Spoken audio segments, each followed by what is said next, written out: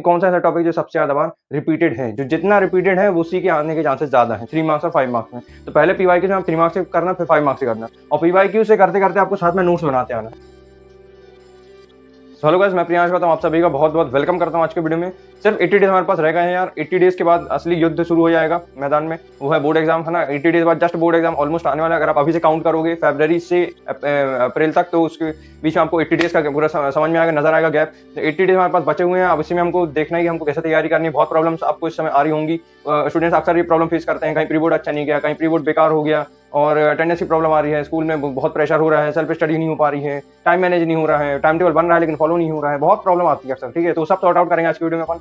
ठीक है, यहाँ पे मैंने कुछ रोड मैप्स बनाया हुआ हूँ कि क्या हमको कैसे पढ़ना चाहिए जिससे आपको बेनिफिट हो सके। ठीक है, तो यहाँ पे मैं अज्यूम कर रहा हूँ यार कि दोनों कैटेगरी के स्टूडेंट्स मेरे को इस समय देख रहे होंगे। एक जिनकी पढ़ाई ऑलमोस्ट अच्छी खासी एकदम टॉप पे लेवल पे आ चुकी है ना, और एक वो जिनकी पढ़ाई एकदम डाउन जा चुकी है। तो चाह रहे हैं कि उनको भी अच्छे परसेंट अच्छे स्कोर करना है, तो उनको समझ में नहीं आ रहा है कि हम क्या करें। तो वो आज की वीडियो हम दोनों कैटेगरी के लिए डिस्कस करेंगे। चलो स्टार्ट करते हैं। सबसे पहले प्री बोर्ड। देखो यार, प्री बोर्ड मैं आपको सीधा एसेंस बताऊं, अगर आपका प्री बोर्ड अच्छा गया है तब तो बहुत बढ़िया है, आपका बोर्ड एग्जाम भी अच्छा जाएगा। और अगर आपका प्री बोर्ड नहीं हो पाया है because of some whatever reasons कि आपका सिलेबस कंप्लीट नहीं हो पाया, आपकी तबीयत खराब हो गई थी, है ना, तो अब इसमें सोल्यूशन क्या है कि प्री बोर्ड हमारा खराब नहीं, उसके बाद हम क्या करें। प्री बोर्ड अगर आपका खराब गया तो आपको प्री बोर्ड की टेंशन लेने की जरूरत बिल्कुल नहीं होनी चाहिए। आपका भले ही पेपर खराब गया लेकिन आपका बोर्ड एग्जाम में अच्छा पेपर जाएगा, है ना। इस भूले मत आए ना कि आपका प्री बोर्ड खराब हो गया तो आपका बोर्ड एग्जाम खराब हो जाएगा, ऐसा कुछ नहीं होता है। प्री बोर्ड का पेपर कई बार मैंने बताया हूँ, प्री बोर्ड का मैंने वीडियो बनाया था, होपफुली आपने देखा होगा वो, है ना। उसमें मैंने आपको क्या बताया था, मैंने आपको बताया था कि प्री बोर्ड का पेपर कई बार टफ बनाया जाता है, जिसमें ईजी चेकिंग होती है तो उसमें कई स्टूडेंट फेल होते हैं। कई बार पेपर ईजी आता है तो टफ चेकिंग हो जाती है, और वो इसलिए टीचर ऐसा करते हैं ताकि जिससे में जो आपने प्री बोर्ड में गलती करी वो आप बोर्ड एग्जाम में रिपीट ना करो। ये मैंने आपको ऐसा बताया था उसमें, है ना। तो वो मैंने आपको फिर से एक बार यहीं पे बता दिया। प्री बोर्ड आपका अच्छा गया तब तो बहुत बढ़िया, नहीं गया तब भी कोई प्रॉब्लम नहीं, कोई टेंशन की बात नहीं है। अभी मेरे पास मौका है, 80 डेज है, आराम से तैयारी करी जा सकती है, आराम से पढ़ाया जा सकता भी, है ना। तो एकदम कॉन्फिडेंट रहना, उम्मीद नहीं हारने लगना अभी से। ठीक है, कि मेरे से नहीं हो पाएगा, मेरे पास टाइम नहीं है, ये नहीं है, वो नहीं है। आपको मैं 10 तरह की चीजें बोलूंगा इस वीडियो में कि आपको ये करना है वो करना है, बट आपको उससे पहले अपने आप से कमिटमेंट करना पड़ेगा। क्या कमिटमेंट करना पड़ेगा कि ये कि जो भी मैं पढ़ने वाला हूँ, अपने आपको बोलूं ऐसे कि जो मैं पीवाईक्यू करने वाला हूँ, जो भी मेरे को सिलेबस कवर करना है, जो मेरे को रिवीजन करना है, जो भी मेरे को पढ़ना है वो मैं करूंगा। उसके बाद जो भी रिजल्ट होने वाला है उस रिजल्ट से मेरे को कोई प्रॉब्लम नहीं है। मतलब मैंने जो भी मेरा काम है, काम पे अपने 100% दिया, रिजल्ट को छोड़ दिया, मतलब कर्म पे फोकस किया। मतलब कर्म करो, फल की इच्छा मत करो। मतलब कहने का यही है कि आपको सब कुछ पढ़ना है लेकिन आपको रिजल्ट से कोई मतलब नहीं होना चाहिए। कि मतलब आपको पीवाईक्यूज भी है, मतलब जमाने भर के जितने सब्जेक्ट है सब कुछ पढ़ना है, सब तैयार करना है, रिजल्ट से मतलब नहीं होना चाहिए। हमारा रिजल्ट से मतलब ही नहीं होना चाहिए। सिर्फ हमारा मकसद होना चाहिए कि हमको तैयारी 100% देना है, अपने पोटेंशियल को इंक्रीज कर देना है। ये सोच करके पढ़ाई करोगे तो रिजल्ट आपका अच्छा आएगा। तो रिजल्ट पे अभी गोली मारो, सिर्फ अपना काम पे फोकस कर दो। ठीक है, चलो प्री बोर्ड आपका अच्छा गया तब तो बहुत बढ़िया, नहीं गया तो बाढ़ में आ दो। चलो स्कूल की बात करते हैं। अब देखो स्कूल में 75% अटेंडेंस का प्रॉब्लम आ रहा होगा, है ना। क्योंकि क्या होता है मैं आपको बता रहा हूँ, टीचर्स को क्या होता है ऊपर से ऑर्डर रहता है कि भाई इतनी अटेंडेंस आनी चाहिए, स्टूडेंट्स इतने आने चाहिए एक क्लास के अंदर, है ना। और उसमें डेली जो आपकी जो टीचर्स हैं उनको रिपोर्ट भेजनी पड़ती है अपने प्रिंसिपल को, जो भी हेड है उनको बताना पड़ता है कि भाई इतने लोग आए थे, इतने लोग को हमने पढ़ाया, इतने स्टूडेंट को हमने पढ़ाया है। तो वो सब जाके वो प्रिंसिपल को बताती हैं।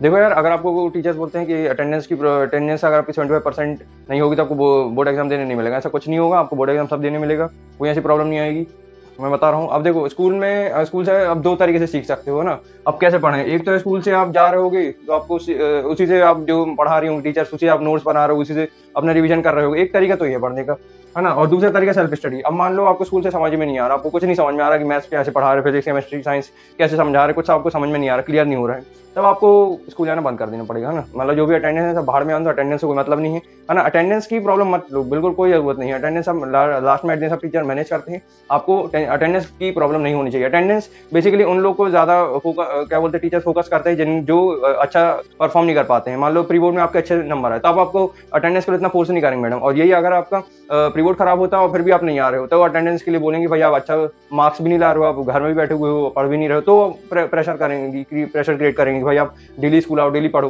है ना। ये होता है। तो आपको अगर स्कूल से समझ में आ रहा हो तो स्कूल से कंटिन्यू करो। अगर स्कूल से समझ में नहीं आ रहा तो सबसे पहले स्कूल जाना बंद कर दो कि आप टाइम कम है, 2 महीने बस बचे हुए हैं, है ना। हम 3 महीने भी नहीं कह सकते, अब तो 3 महीने बिल्कुल नहीं कह सकते क्योंकि फरवरी आधा ऑलमोस्ट बीत चुका है। तो हमारे पास सिर्फ 2 मंथ्स है, 2 महीने हैं। तो उसमें हमको क्या करना है, सेल्फ स्टडी पे मेन फोकस देना है। डेली 5 आवर्स आप निकालो। और उसमें आपकी इच्छा है कि आपको फिजिक्स पढ़ना है, केमिस्ट्री पढ़ना है, अब उसको कैसे पढ़ना है वो मैं भी शॉर्ट में आपको बताता हूँ। ठीक है, तो सेल्फ स्टडी पे आप मेन फोकस करना है। ठीक है, यहाँ पे 2 चीज क्लियर हो गई, पॉइंट अच्छे समझ में आ गया। अब सिलेबस की बात करते हैं। सिलेबस में अगर आपको बोलूं तो आपको सिलेबस पूरा कंप्लीट नहीं करना, आपको सिर्फ इंपॉर्टेंट टॉपिक पढ़ने हैं। जो इंपॉर्टेंट है, जो पूछा जाता है सबसे ज्यादा एग्जाम में, वो आपको सबसे पहले प्रिपेयर करना है ना। तो इंपॉर्टेंट टॉपिक पे आप पहले फोकस करो। सिलेबस के जो इंपॉर्टेंट टॉपिक होते हैं उसमें आप मेन ध्यान रखो, है ना। और उससे आप नोट्स बनाते हो। सिलेबस फिर टॉपिक्स इंपॉर्टेंट देखते आओ, उसी के साथ नोट्स बनाते आओ, उन्हीं नोट्स को फिर रोज रोज रिवाइज करते आओ 1 घंटा 2 घंटा निकाल के, है ना। अब मैंने आपको ये बता दिया नोट्स, अब उसके बाद सिलेबस, है ना। अब सिलेबस में सिर्फ मैंने एसेंस क्या बताया आपको, सिर्फ इंपॉर्टेंट जो है सिर्फ इंपॉर्टेंट पढ़ो, है ना। पूरा सिलेबस मत करो मैं ये भी कर लूंगा वो भी कर लूंगा, नहीं नहीं नहीं, इतना टाइम नहीं है। सिर्फ इंपॉर्टेंट पढ़ो, उसको अच्छे से प्रिपेयर करो, शॉर्ट में लिखो, ज्यादा लंबा चौड़ा मत लिखो, शॉर्ट में लिखो, एक पेज आधे पेज के अंदर, इसमें मतलब एकदम कंप्रेस हो जाएगी, मतलब इससे शॉर्ट हो नहीं सकता। और ये एकदम पॉइंटेड है कि इतना आप लिख के आओगे तो आपको इतने मार्क्स मिल जाएंगे बोर्ड एग्जाम में। तो आपको एकदम शॉर्ट में लिखना है। और पीवाई की आप बात करते हैं, सबसे इंपॉर्टेंट की अगर आपने सिलेबस कवर नहीं है और फिर अगर आप पीवाई क्यूज डायरेक्ट करते हो तो क्या करना चाहिए।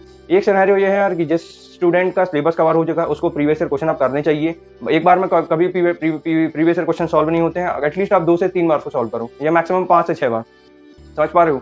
तो आपको क्या है, मेन है कि आपको प्रीवियस ईयर क्वेश्चन में ज्यादा से ज्यादा प्रैक्टिस करनी पड़ेगी, एक बार से नहीं होगा वो, है ना। अब उसमें एसेंस क्या है पीवाई क्यू, अब देखो जिनका सिलेबस कवर हो चुका है उनको पीवाई क्यू एकदम लाइन बाय लाइन डेली करना है, एक दिन छोड़ना नहीं है, एक दिन रोज रोज करते आना है, ठीक है। और अब जिनका सिलेबस कवर नहीं हुआ है उनको पीवाई क्यू से क्या करना है, तो भाई देखो पीवाई क्यू से आपको क्या करना है, आपको देखना है कि सबसे ज्यादा कौन सा ऐसा टॉपिक है सबसे ज्यादा रिपीटेड है बोर्ड एग्जाम में, सबसे ज्यादा कौन सा ऐसा क्वेश्चन जो सबसे ज्यादा बार पूछा गया है, उसमें ईयर लिखा रहता है ना। पीवाई क्यू ऑलरेडी प्रोवाइड कराए हो, आप जाके फ्री ऑफ कॉस्ट डाउनलोड करो, पढ़ सकते हो पीडीएफ के थ्रू आप। तो उसमें मैंने आपको क्या बताया था कि इसमें जो भी आपको रिपीटेड टॉपिक दी जाए कि भाई 2011 में भी आया, 15 में भी आया, 17 में भी आया, 18 में भी आया, मतलब ये क्या है, टॉपिक इंपॉर्टेंट है। अगर सबसे ज्यादा पूछा गया दैट मींस पक्का कॉन्सेप्ट लगा हुआ है ना। पीवाई उसका ऐसा नहीं बताऊं है वो कॉन्सेप्ट, जिसमें कॉन्सेप्ट लग जाए, फॉर्मुला मेथड सब कुछ लग जाए, वो समझ लो इंपॉर्टेंट टॉपिक हो जाता है, इंपॉर्टेंट क्वेश्चन हो जाता है फिर बोर्ड एग्जाम के लिए। जिसमें आपको क्या करना है, आपको ऐसे पकड़ना है कि जैसे फॉर एग्जाम्पल अभी तो साइक्लोट्रॉन हट चुका है, नहीं तो आप सिलेबस में होता तो मैं आपको बोलता कि साइक्लोट्रॉन देखो, उसमें आपको 5 से 6 क्वेश्चन आपको नजर आएंगे और उसमें आपको अलग अलग ईयर बाय ईयर आपको दिखेगा, या सोलेनोइड या टोरॉइड वॉटएवर। तो उसमें आपको क्या है, टॉपिक पकड़ना है जो सबसे ज्यादा रिपीटेड है ना, चाहे वो इंग्लिश हो, चाहे मैथमेटिक्स हो,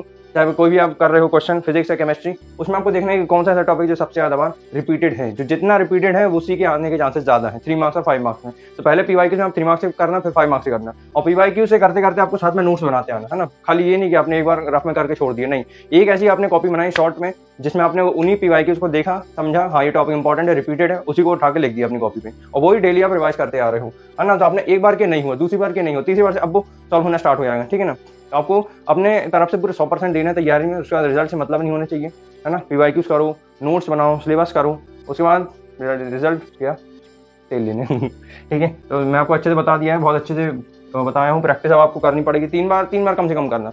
प्रैक्टिस जितना करोगे उतना ही आपसे अच्छे से बन पाएगा।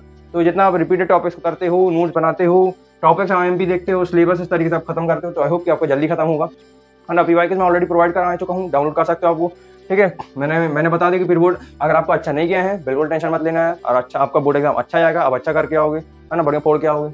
उसके बाद स्कूल की मैं बात करूँ तो स्कूल से अगर आपको समझ में आता है वहीं से नोट्स बनाओ, रिवीजन करो। अगर आपको स्कूल से समझ में नहीं आ रहा है तो आप थोड़ा या तो कम कर दो बिल्कुल जाना, या तो छोड़ा ही दो बिल्कुल स्कूल जाना, है ना, क्योंकि अब टाइम कम है। तो सेल्फ स्टडी पे आप मेन फोकस करो, ठीक है। और उसमें आप सेल्फ स्टडी में 5 या 10 घंटे का टाइम टेबल बनाओ, उसमें ऐसा रखो कि इसमें आपको पूरी श्योरिटी हो कि मैं इसका टाइम टेबल को फॉलो कर लूंगा, ठीक है। कसम खा लेना, शपथ ले लेना। और उसके बाद सिलेबस मैंने बता दिया, इंपॉर्टेंट टॉपिक करो, है ना, दिन खाली नहीं आना चाहिए, कुछ ना कुछ पढ़ते रहो डेली, है ना, रिवाइज करते हो। तो आई होप वीडियो आपको अच्छा लगा होगा, कुछ कॉन्फिडेंस आया होगा, दिमाग में चढ़ा होगा, हमारा पढ़ा होगा, और थोड़ा पढ़ा होगा कि कैसे कैसे पढ़ना चाहिए, क्या करना चाहिए। मैंने आई थिंक सारे पॉइंट कवर करके हूँ, आपसे सारे प्रॉब्लम का सॉल्यूशन मैंने निकाल दिया अच्छे से, ठीक है। तो बस पढ़ाई करते रहिए, wish all the very best, thank you so much. आग लगा दूंगा।